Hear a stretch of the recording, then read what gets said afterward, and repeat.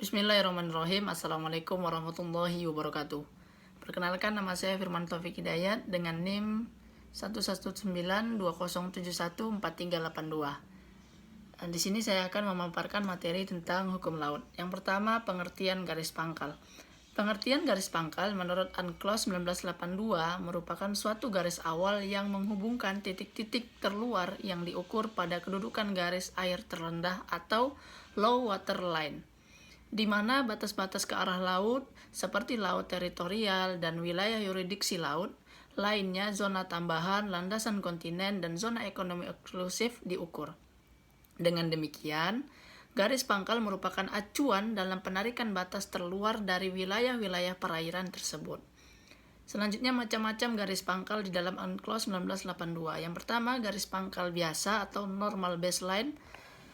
Garis pangkal biasa yaitu garis air terendah sepanjang pantai pada waktu air sedang surut yang mengikuti liku atau morfologi pantai pada mulut sesungai teluk yang lebar, tidak lebih dari 24 mil, dan pelabuhan garis air terendah tersebut dapat ditarik secara garis lurus. Selanjutnya, garis pangkal lurus atau strike baseline. Garis pangkal lurus yaitu garis terendah yang menghubungkan titik-titik pangkal berupa titik terluar dari pantai gugusan pulau di depannya. Selanjutnya, garis pangkal penutup atau closing line. Garis pangkal penutup dalam konteks garis pangkal kepulauan dilakukan dengan menggunakan garis penutup yang dibedakan ke dalam garis penutup teluk, garis penutup muara sungai, terusan dan kuala, dan garis penutup pada pelabuhan. Selanjutnya, garis pangkal lurus kepulauan atau archipelagic baseline. Garis pangkal lurus kepulauan yaitu garis-garis air terendah yang menghubungkan titik-titik terluar pada pulau atau karang kering yang terluar di wilayah negara tersebut. Selanjutnya, jenis-jenis perairan laut. Berdasarkan hukum laut internasional atau The United Nations Convention of the Law of the Sea atau UNCLOS yang telah disepakati oleh PBB tahun 1982 dan diratifikasi oleh Indonesia dengan Undang-Undang Nomor 17 tahun 1985, maka wilayah perairan laut Indonesia terdiri atas 6 jenis rezim, yakni yang pertama laut teritorial atau territorial sea.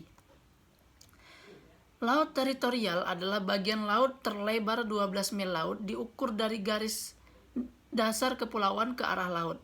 Garis dasar kepulauan adalah garis yang menghubungkan titik-titik terluar dari pulau-pulau terluar, dengan catatan bahwa dalam garis dasar tersebut sudah termasuk pulau-pulau utama yang mempunyai rasio antara daerah air dan daerah daratan, termasuk atol, antara adalah 1:1 atau 9:1. Panjang garis dasar tersebut tidak melebihi 100 mil laut, kecuali sampai 3% dari jumlah garis dasar yang menutup kepulauan melebihi panjang tersebut maksimal 125 mil laut. Yang kedua, perairan kepulauan atau archipelagic waters. Perairan kepulauan adalah perairan yang ada di dalam wilayah negara kepulauan atau antara pulau-pulau. Disebut juga perairan Nusantara. Perairan kepulauan dibatasi oleh garis dasar perairan pedalaman. Perairan kepulauan adalah suatu kesatuan wilayah kedaulatan negara bersama ruang udara di atasnya, atas tanah serta di bawah tanah. Yang ketiga, perairan pedalaman atau internal waters. Perairan pedalaman adalah perairan yang ditutup oleh garis dasar penutup teluk, muara, pelabuhan, dan garis-garis dasar yang menutup lingkukan di pantai sampai 100 mil laut dan maksimum 125 mil laut. Dengan kata lain, perairan pedalaman adalah bagian dari laut yang berada ke arah daratan dari garis dasar kepulauan.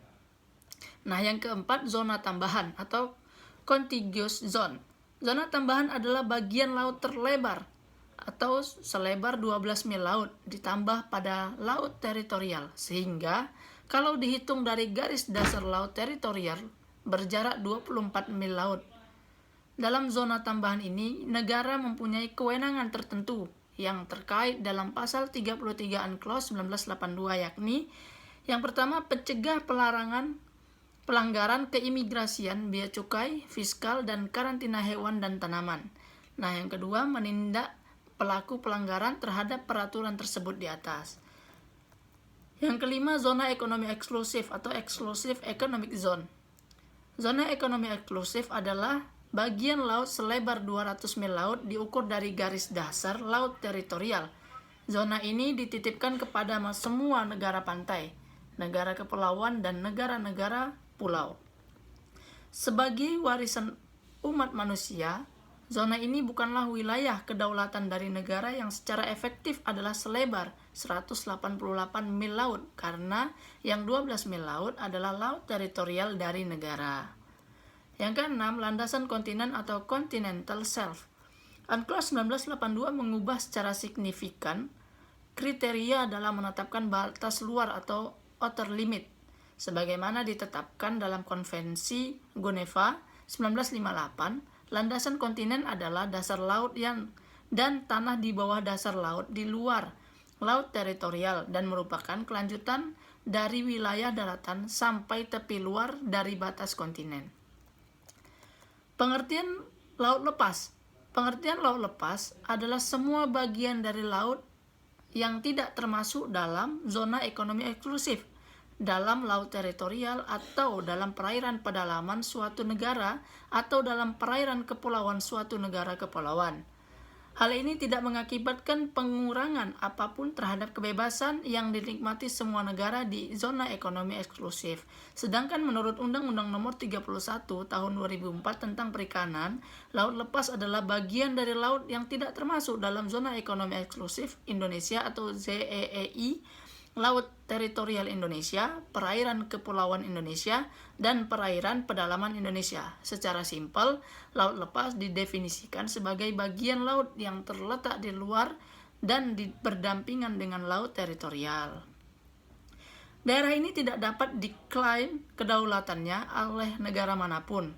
Laut lepas berada di luar batas 200 mil laut, zona ekonomi eksklusif. Laut ini terbuka bagi semua negara dengan tetap memperhatikan dan mempertimbangkan kepentingan-kepentingan negara lain. Mungkin hanya ini yang dapat saya paparkan dalam materi saya. Terima kasih. Wassalamualaikum warahmatullahi wabarakatuh.